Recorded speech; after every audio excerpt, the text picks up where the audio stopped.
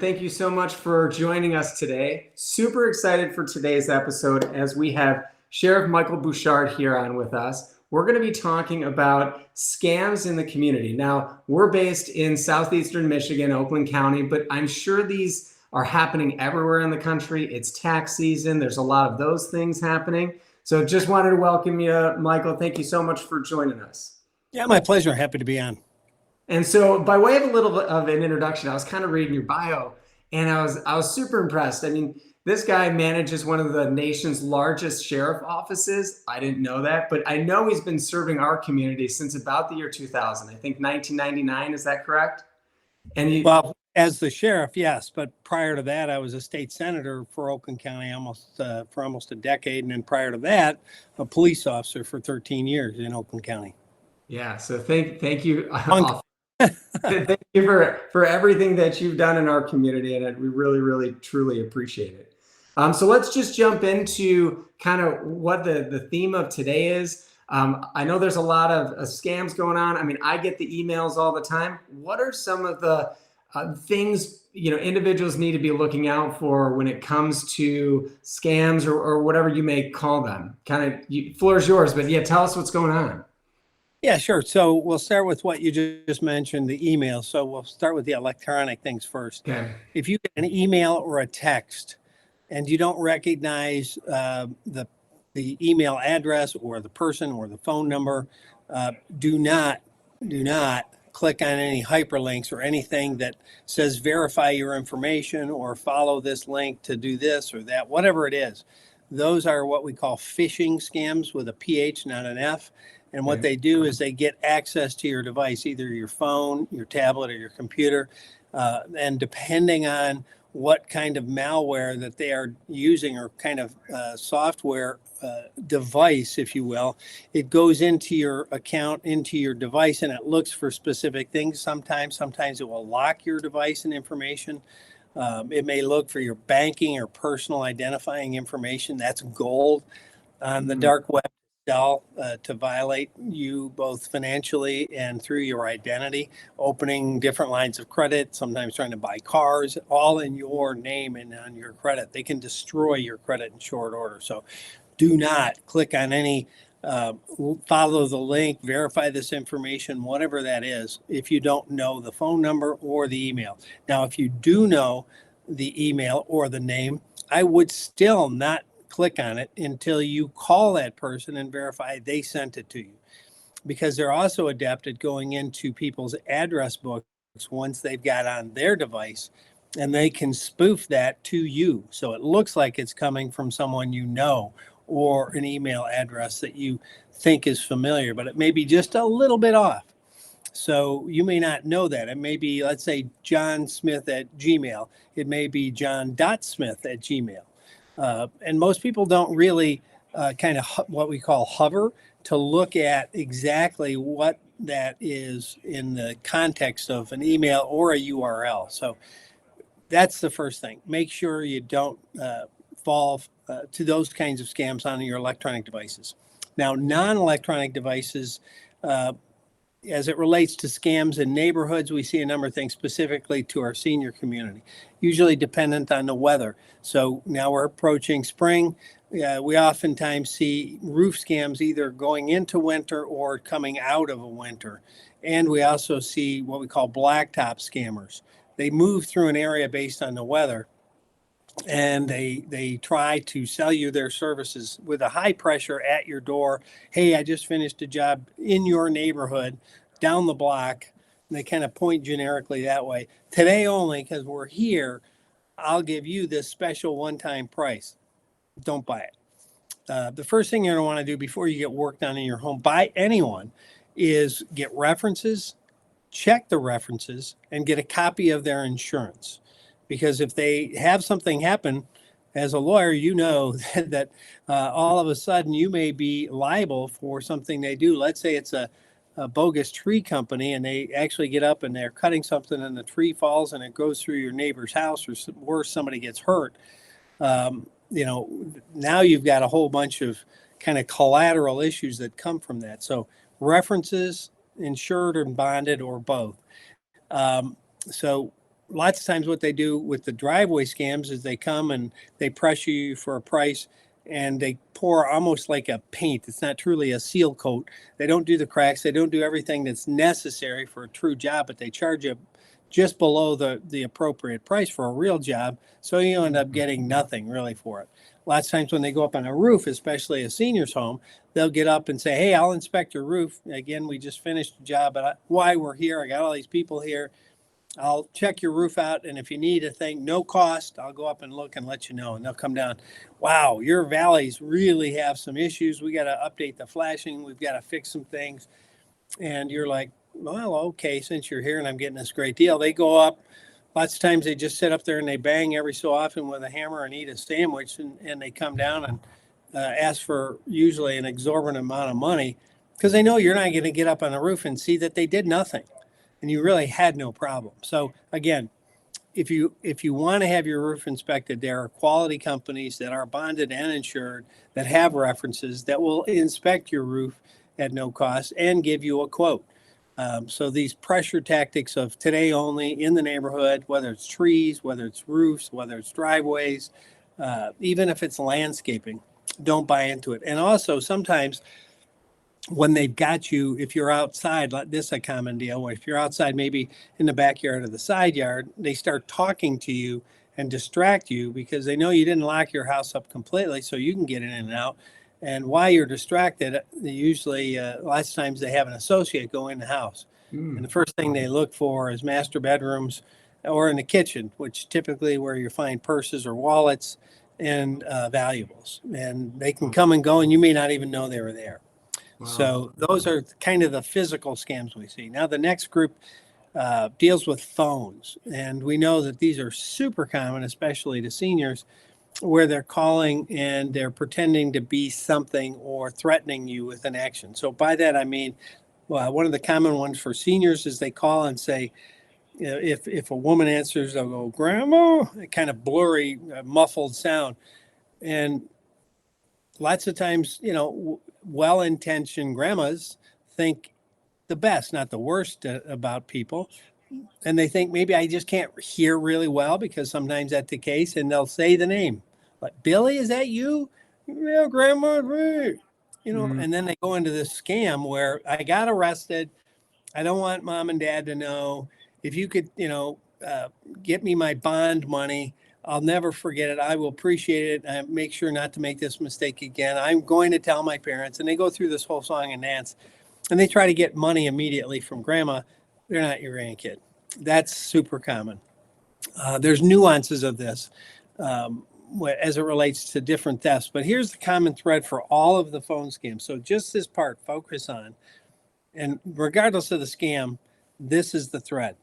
They want immediate action to money, either putting in a green dot card or giving them a credit card or going to get an immediate cash withdrawal. It's an immediacy. They want money right now and reload a prepaid credit card or whatever the case may be. So if you get a call and they want immediate financial transaction from you, it's a scam. Because lots of times it'll come from what seems to be legitimate sources. We've had courts scammed where they say they're calling from the circuit court or a district court, and you got a jury notice and you didn't show up. And you've got to post a $400 or $600 bond, or they're going to send the police out to arrest you. And this is the police calling. And sometimes they even spoof the actual police number. So if you Google that number, it may come up as your local police or even the sheriff's office. So, but no one in police work, and these scams have variants. Sometimes they're from the sheriff's office, sometimes they're police, sometimes for the FBI, sometimes the IRS, sometimes whatever it is. They're asking for immediate money. None of those agencies will ask you for money over the phone and threaten an arrest if you don't provide it. That's a scam. Hang up. Yeah.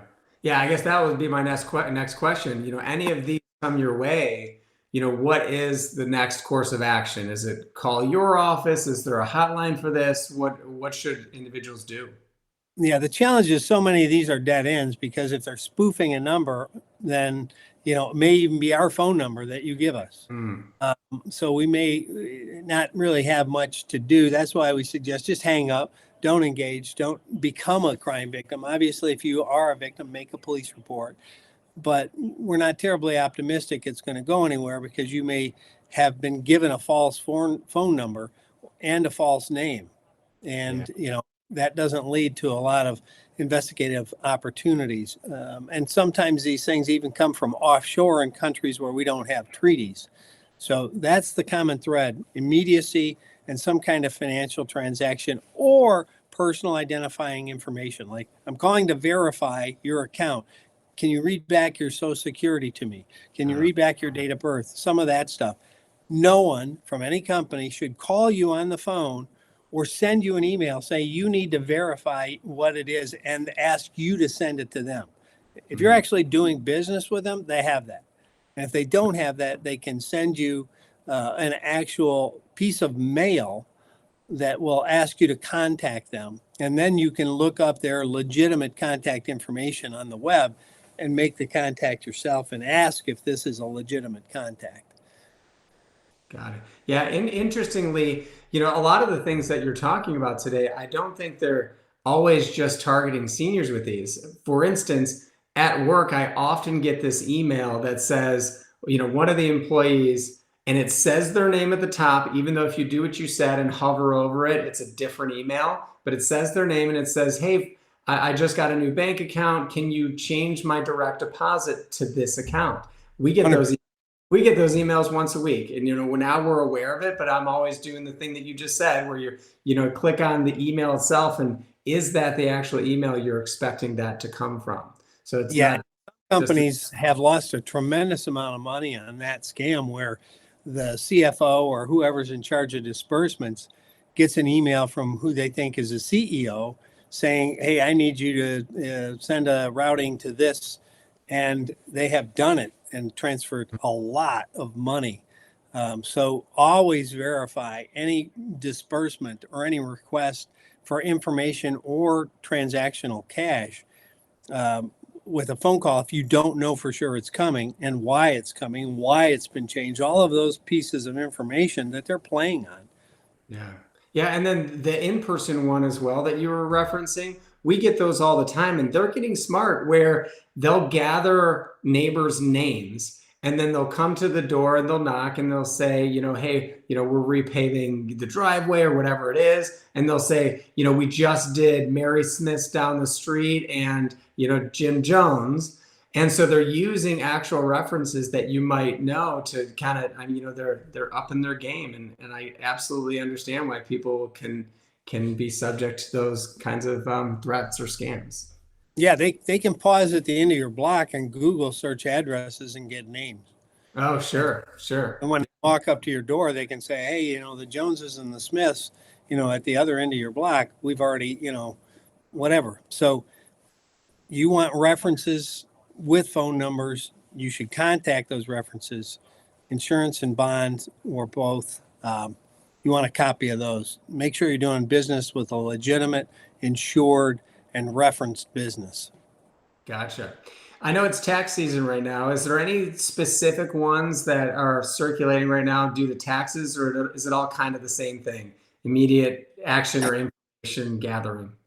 Well, one of the important things is that, in tax season, or even, on daily basis, when you're paying bills, like if you put a check to a utility or whoever it may be in the envelope and put it out on, if your mailbox is on the driveway, or even if it's on the house. Now, it's more common out on the street.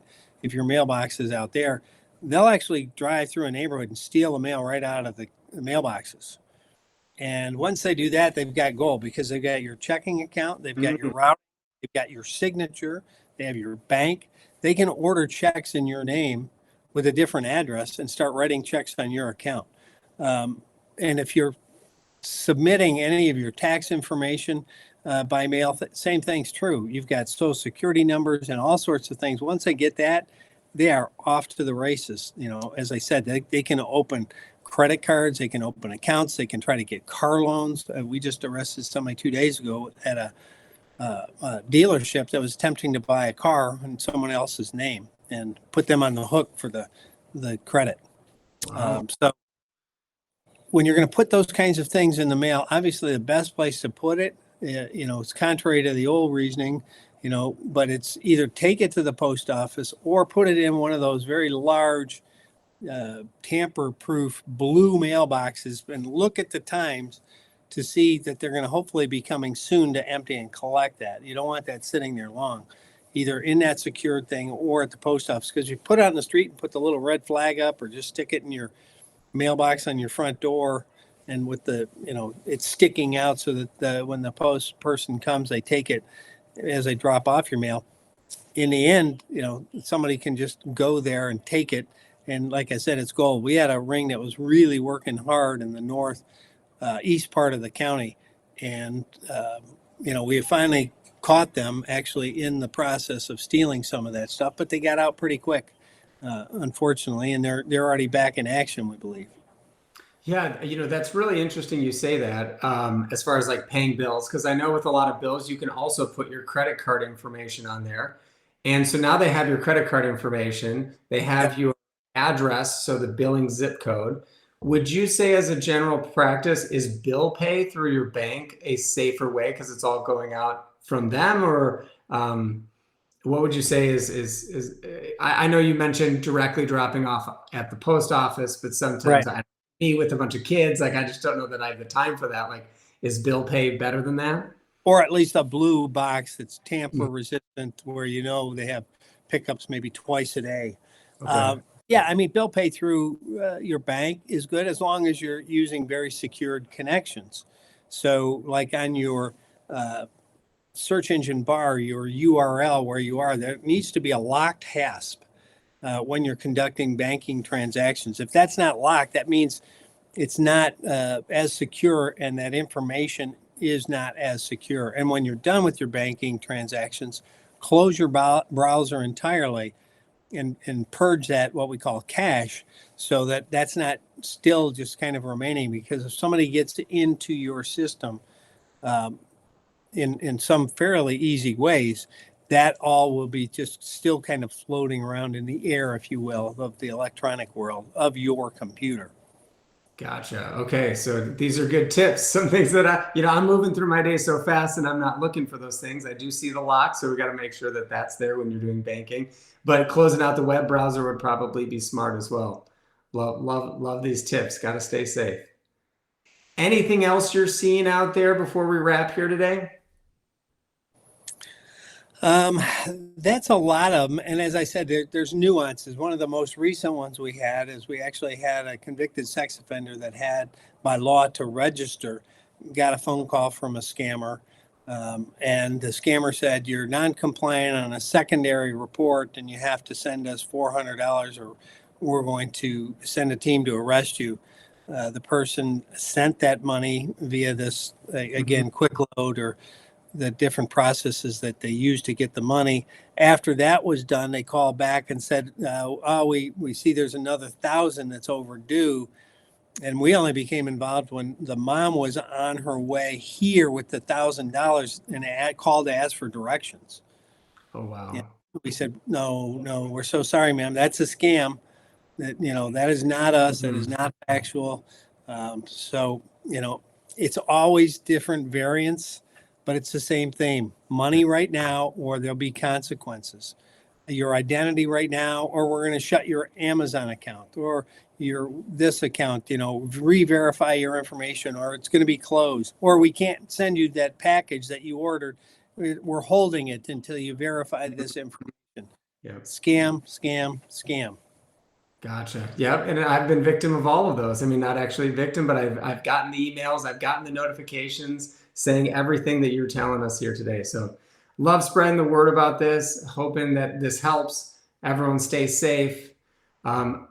Sheriff, thank you so much for your time today. I know our viewing audience will definitely appreciate the tips. We'll definitely spread this out on our YouTube channel and our socials so that more people can see it. But again, thank you so much for your time. My pleasure. Anytime. You have a great day. All right. You too. Stay safe. Thanks.